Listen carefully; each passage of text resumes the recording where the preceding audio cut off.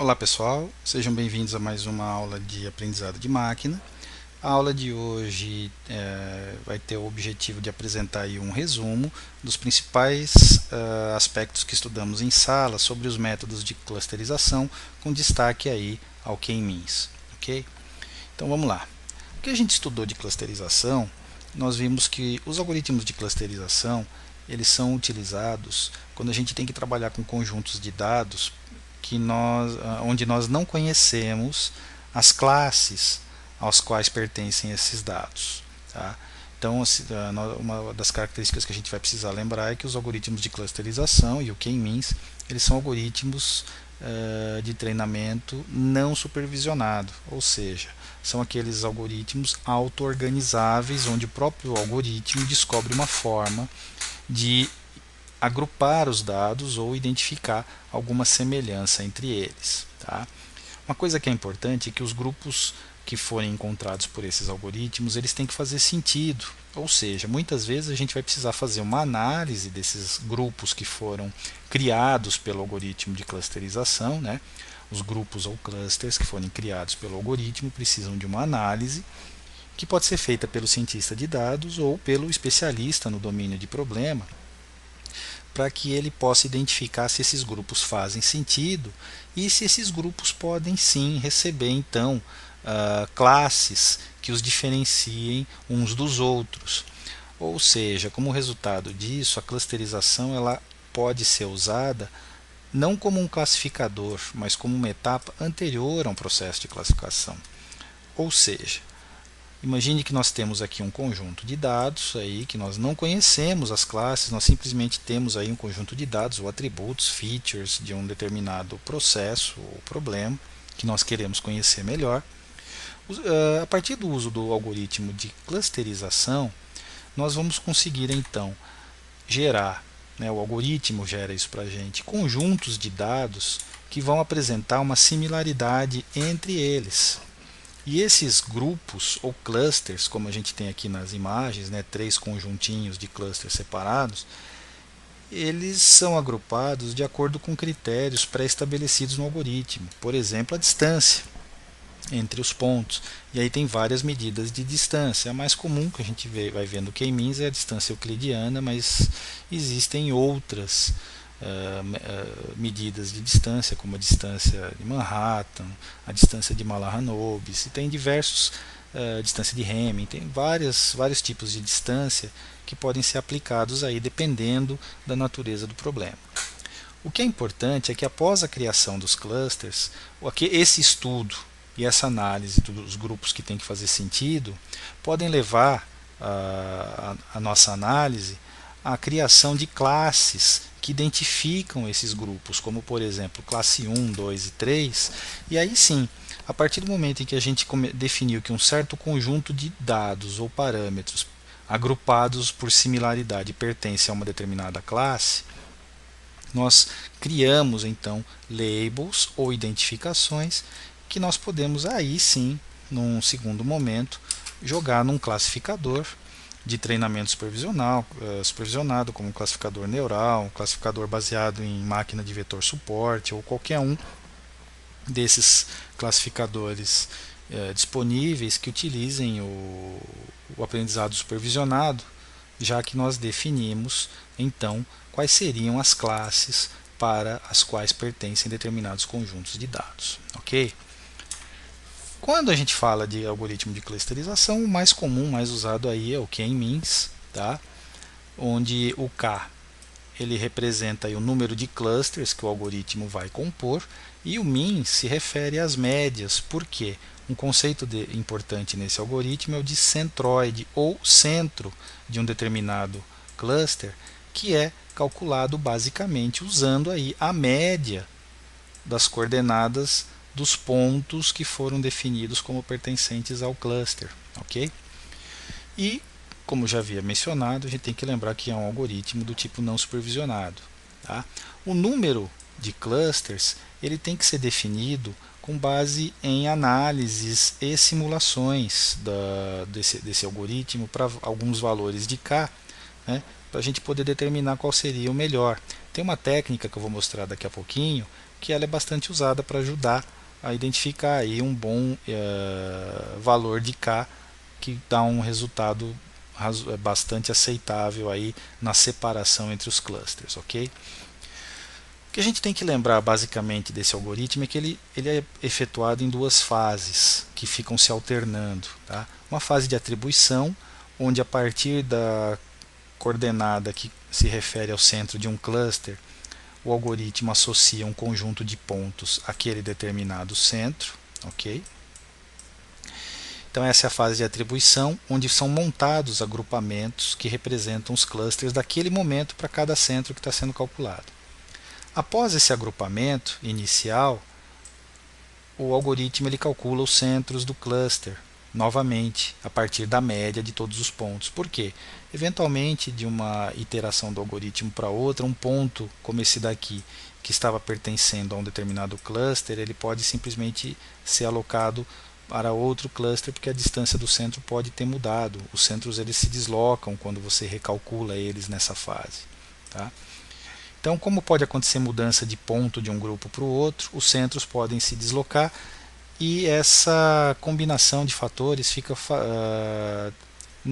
exige que essas duas fases sejam alternadas.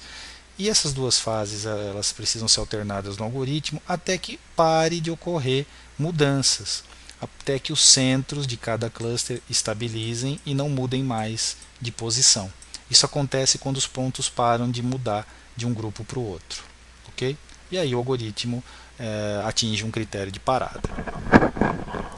Uma outra coisa, agora vamos aos parâmetros, né? Uma coisa que é importante são os nossos parâmetros de indicadores e métricas do algoritmo de clusterização do K-means aqui. Um deles é a distorção de cluster, que ela mede basicamente o tamanho de cada cluster, a largura, no caso aqui seria a variância do cluster. Olha só a formulinha. A distorção de um único cluster, ela é simplesmente a distância de todos os pontos ao centro daquele cluster. Então, se a gente pegar esses pontinhos aqui desse cluster verde, e imaginando que o centro esteja aqui no meio, a distância de cada ponto até esse centro, né, a distância ao quadrado, somando todas essas distâncias, nos dá a distorção de cluster para este cluster verde aqui, ok? Então olha só, os parâmetros dessa formulinha, o CR é o centro do cluster, isso aqui é a distância euclidiana ao quadrado, ok? Ele mede basicamente esse grau de dispersão ou homogeneidade do cluster, a variância do cluster, como eu tinha falado, né? Cada cluster teria então o seu grau de distorção. Quando a gente pega e soma todas as distorções de todos os clusters que nós temos para um dado problema, então aí nós temos a dispersão intracluster. Tá? Então a diferença dessa para o outro é simplesmente a dispersão intracluster para um dado valor de K. Né? Perceba que para cada conjunto de agrupamentos a gente vai ter então um valor do WSS. Ela é simplesmente a soma da distorção de cada cluster, né? Você acumula todas elas e você tem a dispersão intracluster, que é uma forma de representar o conjunto todo de clusters para um dado valor de K. Isso é interessante porque o K-means normalmente atinge uma configuração de mínimo local para um determinado valor do WSS, tá? Ou seja, para cada valor de K, o valor do WSS, conforme a gente aumenta o valor do número de clusters, a tendência desta soma é reduzir, ir diminuindo, porque no limite nós teríamos um ponto por cluster, e nesse caso a distorção de cada cluster seria mínima, seria zero. Então essa soma, quanto maior o número de K, menor é o resultado dessa soma, o que nos dá um gráfico semelhante a esse daqui. Ó. Quanto maior o número de clusters, menor então é a dispersão intracluster. Isso aqui é um bom critério para verificar o número do K, porque quando nós fazemos esse tipo de simulação, o gráfico ele não é tão arredondado como esse do desenho aqui. Ele normalmente apresenta um cotovelo, tá, entre a queda do valor de WSS, né, ela é abrupta no primeiro momento e apresenta aí eventualmente uma dobra, um cotovelo, um ponto aí de inflexão bem acentuado. Normalmente esse ponto de inflexão mais acentuado é então escolhido como o valor de K que a gente usa para o nosso conjunto de dados. Tá? Isso aqui é chamado de método do cotovelo ou do inglês o elbow method. Tá? É uma boa forma de se verificar qual seria o valor ideal do K. Tá?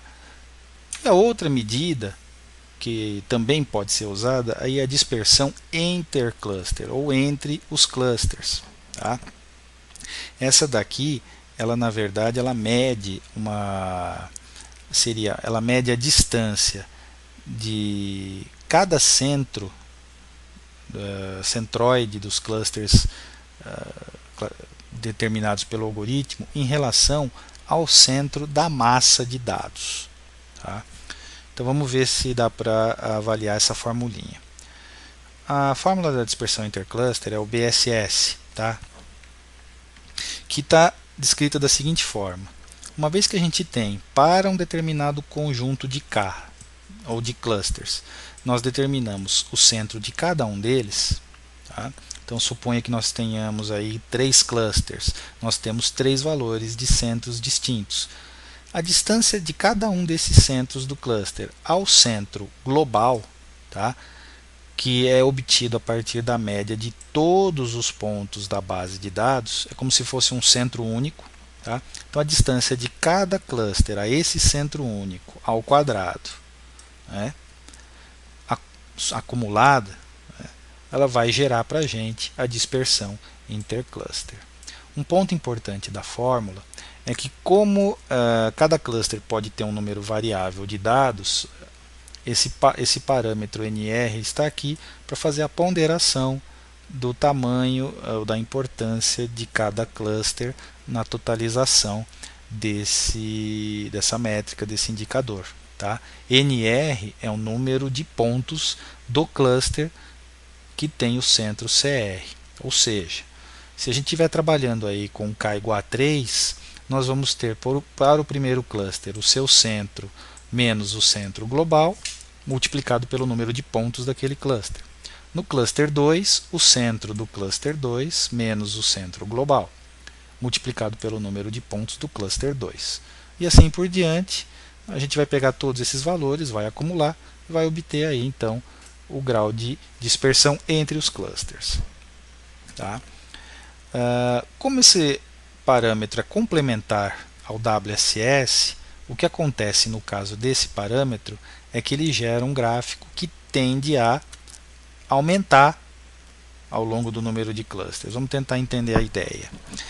A partir do momento em que a gente reduz o número de clusters, a tendência é que se nós aumentarmos muito o número de clusters, cada cluster pode se tornar somente um ponto. No limite, nós teríamos apenas um ponto por cluster.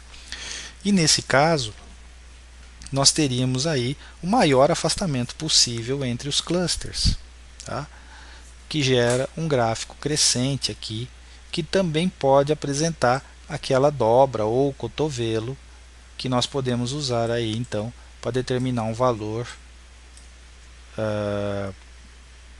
ideal, aí, um valor interessante de trabalho para os nossos clusters. Tá?